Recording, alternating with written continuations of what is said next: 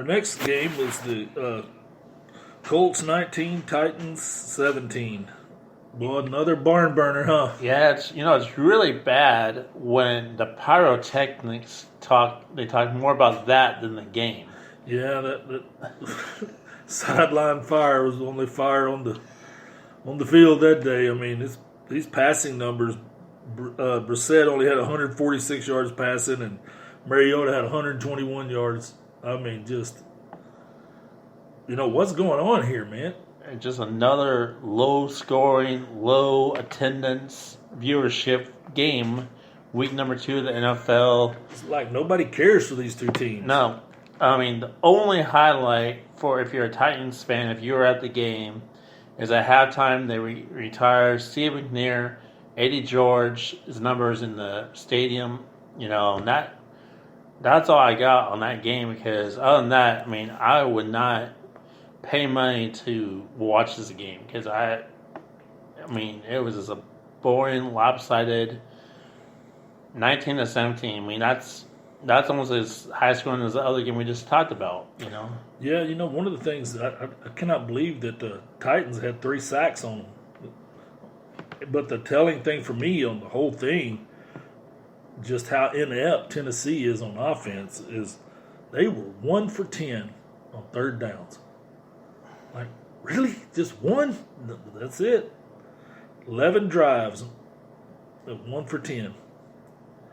They went for it on fourth once, and of course they failed. They got 2 of their first downs from penalties. But it's just a terrible. I mean, if you're looking at the total offense, Indiana had 288 total yards, Tennessee 242. I mean, man, is this 1930s football? Come on, coach, let me try the forward pass. I know it'll work. I mean, this was just ugly. Dreadful. 8 penalties. Colts had 8 penalties for 65 yards. Titans had 5 for 75. Colts still had 2 turnovers and 1. The thing is it wasn't like the weather element. I mean, if you take away the small fire before the game started, I mean, like I said, that was that's the thing that got most talk on ESPN was the fireball. I mean, just nothing game, man. I mean, I'd hate to pay money to sit through that. But, luckily our next game had a little bit more going for it offensively, and that was the 49ers versus the Bengals. Boy, the 49ers just killed the Bengals. I mean, this one was ugly, man. Yeah, I'm looking at some stats for the Niners to only give up 25 rushing yards. Hey, all those high draft picks on that defensive line, those guys, I mean, they just stifled them. They had 4 sacks. I mean, Andy Dalton, just having to throw because leading rusher for them, Joe Mixon, 11 carries for 17 yards. I mean, it's barely 1.5 yards a carry or whatever. I mean, that's just humiliating what they did to them. Andrew Dalton throwing for 311 yards, 2 touchdowns, 1 interception. The Cincinnati got to the quarterback, didn't sack, 0 sacks in the game. That stands out. I mean, to be up 24-10 at halftime, and then you lose 41-17. That means, the Niners just kept it up. Jimmy Garoppolo looked like the guy that they traded, the much ballyhooed one they traded for. I mean, he looked like, okay, this is the guy. I mean, 17 for 25, 297, 3 interceptions, only 1 interception. Mm-hmm. And they lead up to 2-0. The Bengals dropped to 0-2 now. And that NFC West, that's just a very tight division. What happened with we'll talk about the Seahawks game and the Steelers and the Rams. Yeah. Tough division. It's good. It's going to be fun, but just, the 49ers have been spending a lot of resources here lately on their defense, and boy, it seems to be paying off right now. I mean, they are just, Buckner and Bosa, I know he's hurt, and Solomon Thomas and all these guys. These guys they're pretty salty now. They'll come and get you. I mean, for Cincinnati, they have a new coach, and you would think, they would try and bounce back, but man. Well, watching them last week, you thought, okay, their offense can scare people. He seemed to tapped into something Andy Dalton could do well, but then you come out here and look at this and like, golly, man, they just. I mean, he threw the ball for 42 times. Yeah. But I'm not too sure I can't remember what the time of possession was, but I mean, it was. The time of possession was 32-19 to 27-41. So about 5 minutes difference there, but 5 minutes is a lot in the NFL. Yeah. But when you're up 41, you win 41-17, you pretty much don't have your way. Yeah, I mean, it was a heavy penalized game. I mean, the Niners had 9 penalties for 75 yards, and the Bengals had 7 for 60. But the telling thing was just how they just swallowed up that run game, man. I mean, they just stifled those boys and made them, when you make somebody one-dimensional like that, you're a little easier to beat. And in this case, that proved to be the case. So what do you want to talk about next, Michael? You want to go to the Jags visiting the Houston Texans? That sounds good to me. So the Jags went down to Houston and lost 12-13. The story on this game was the guts that the Jaguars showed going for that 2-point conversion instead of kicking the extra point to go into overtime. I mean, when you're on the road like that, I mean, they went for it, with Leonard Fournette, and Justin Reed stopped him. 36 seconds left, and that was the game right there, man. But what do you think about Gardner Minshew, man? The quarterback, 6th-round pick, right? This year, rookie. 23 of 33, 213 yards, 1 TD. He also was a leading rusher, too. 6 carries for 56 yards, And So let me get this right. A team with Leonard Fournette at running back, quarterback was the leading rusher, okay? And giving up 4 sacks. Both of them gave up both 4 sacks. Yeah. I mean, the Texans coming home from a Monday night game, they had something to prove. That last-minute field goal by New Orleans last week, definitely.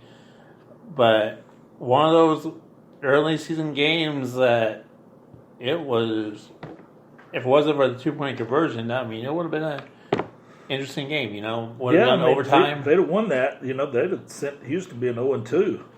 But one thing that stands out for me is Jacksonville had 9 penalties for 70 yards, and the Texans had 7 penalties for 47 yards, but the time possession was pretty much dead on, 30 minutes, 1 second versus 29 minutes and 59 seconds. So other than that 2-point conversion, that was the game.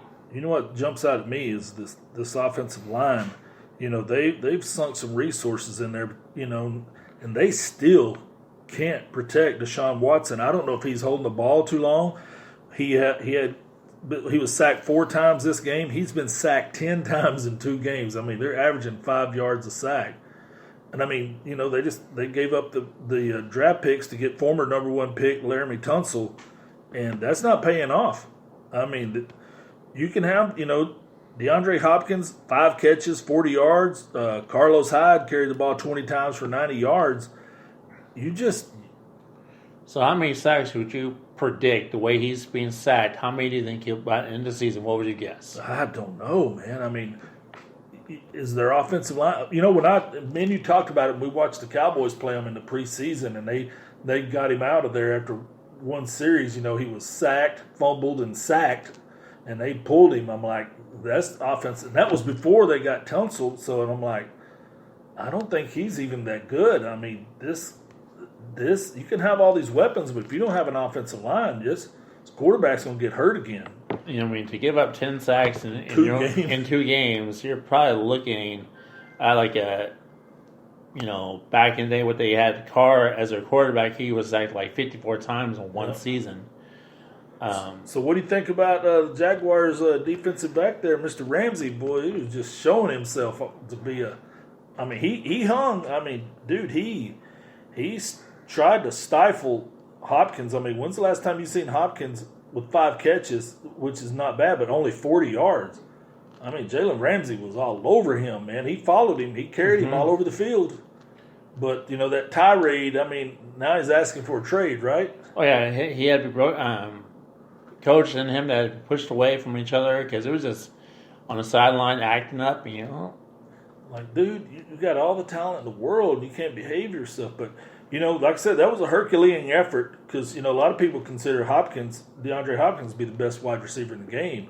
And to just stifle him for 5 for 40, no touchdowns, that's pretty good effort there. It's quite the Herculean effort, if you say me. But, no one's talking about that. Everybody's talking about, the tirade on the sidelines after he just had this brilliant performance on this guy. But, another game, man, just 13-12, just low. What is with the NFL this year, man? It's going back to the 1970s, 1960s. Just like week scores. 2 of high penalties and low scoring, and eventually you'll start seeing probably week 3, week 5, you'll start dropping penalties, start dropping down, and more high scoring. But you like to see competitive games, but you hate to have to be like these. Yeah, like, we've had 1 or 2 games like this. It's been very seems like the norm so far for all this. These are all the early kickoffs. Well, the next one we're going to talk about is the Minnesota Vikings traveling down to Lambeau to play the Packers. Yeah, the Vikings traveling down to the Packers. I mean, that one looked like it was going to be a barn burner. The Packers jumped out on them boys 21-0 in the first quarter, and they never scored again. The win 21-16. A couple of things that stood out to me is the Vikings had 8 penalties for over 100 yards. And 4 turnovers. And 0 for 2 in the red zone, whereas the Packers were 3 for 3, of course, because they scored touchdowns. But the time possession, the Packers had the ball for over 34 minutes, and the Vikings had it for almost 26 minutes. But you would have thought it would have been more of a competitive game, but for them to score 21 points in the first, like you said, and to not score again, I mean, what did you see on it? Man, I mean, both teams looked like they ran the ball well. I mean, Dalvin Cook, 20 carries for 154 yards, 7.7 yards a carry. Had that one long TD. Boy, that was cool to watch. Then on the Packers side, Aaron Jones, 23 carries for 116 yards. Devontae Adams had 7 catches for 106 yards. But Kirk Cousins had those 2 turnovers. And Aaron Rodgers, he had 2 touchdowns and no picks. So, I mean, they almost gave it away. There at the end. So the Packers are now 2-0. The Vikings 1-1. And that's under new head coach. I mean, so if you're the Packers, you got to be pretty excited that your team's done 2 rivalry games against the Bears and the Vikings, and you pull off wins. I mean, that early in the season, but you got to be. I mean, you go 3 quarters without scoring. I mean, you look at that. Jair Alexander. He dropped an interception, and it meant for Stephon Diggs. It ended up being a touchdown. So. That was a 7-point swing. Darnell Savage dropped a would-be interception in the end zone, even though he interfered with Thielen. So, one thing if I was the Vikings, be looking at those 8 penalties for over 100 yards. The Packers, they had 6 penalties for 35 yards, but those 100 yards can make or break the game, and you see it did. I mean, to lose 16-21. And then going 0 for 2 in the red zone, which granted those who had probably the interceptions, but still. Well, I mean, at the end of the day, there's a reason the Packers beat the Vikings on a down-by-down basis. The Packers were a better team. When you're trying to just win on big plays, a handful of big plays, that's a hard way to do it. I mean, Dalvin Cook, he gashed the Packers for 75 yards, scored, and then, okay, what else? Cousins connected with Diggs for a 45-yard touchdown, but that was a luck play because any other day that's an interception. So they just you can't try to win with just big plays. You got to be able to sustain drives and stuff like that. And when they had to do it, they just couldn't do it.